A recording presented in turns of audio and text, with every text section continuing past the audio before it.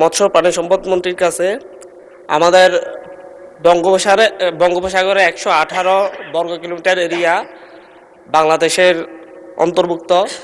সেই এরিয়াতে নিরাপদে জেলেরা মাছ ধরার জন্যে কোনো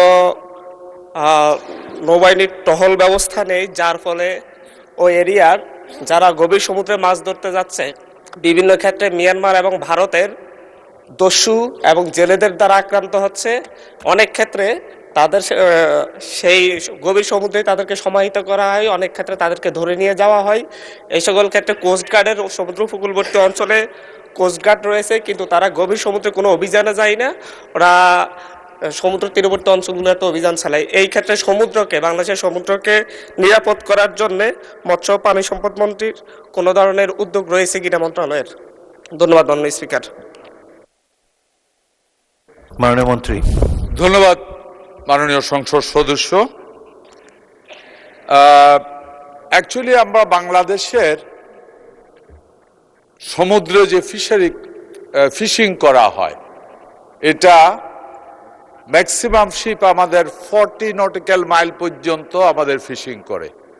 এর থেকে বড় ডিপ সি ফিশিং এর মতো আমাদের কোনো জাহাজ এখন পর্যন্ত ওই পরিমাণ জাহাজ নাই, ওইটা আরো অনেক সফিস্টিকেটেড জাহাজ। আমরা আশা করি আগামী দিনে আমরা এই কম ডিপে যেই মাছ পরিমাণ কমে গেছে, ডিপ সি ফিশিং এর জন্য আমরা চিন্তা ভাবনা করছি, ওইটার উপরে আমরা কাজ শুরু করেছি। আপনার এখানে বক্তব্য ছিল সেটা হলো যে আপনাদের সমুদ্রে যখন মাছ ধরতে যায় জেলেরা, তখন দুষ্ট লোক বা ডাকাত এরা জেলেদেরকে নির্যাতন করে, জুলুম করে বা লুট করে সবকিছু নিয়ে যায়। আমাদের এখানে ওই ধরনের কোস্টগার্ডের অলরেডি টহল আমাদের আছে।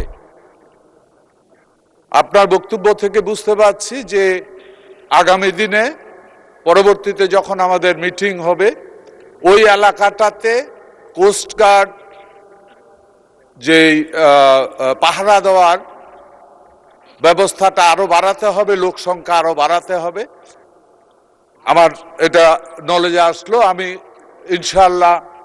ইনশাআল্লাহ আগামী দিনে যে মিটিং হবে আমাদের, ওই মিটিং এর ভিতরে আমি এটা উপস্থাপন করব এবং কোস্টগার্ড বাড়ানোর ব্যবস্থা করার চেষ্টা করব। ধন্যবাদ মাননীয় সংসদ।